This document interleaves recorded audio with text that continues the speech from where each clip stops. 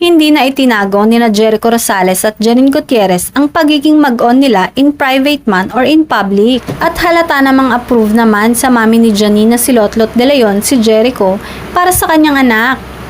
Kung sa bagay, wala namang siyang magagawa kung talagang nagmamahalan na nga sina Jericho at Janine.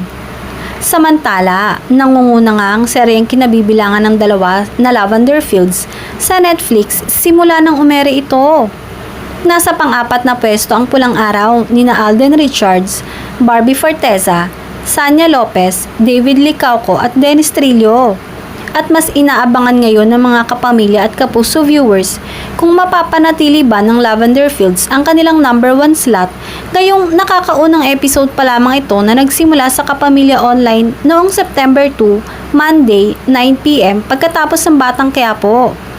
Hamon ng mga kapuso. Aabangan nila kung hanggang kailan mananatili sa top spot ang Lavender Fields na kakaumpisa pa lang habang ang Pulang Araw ay malapit ng mag 100 episodes.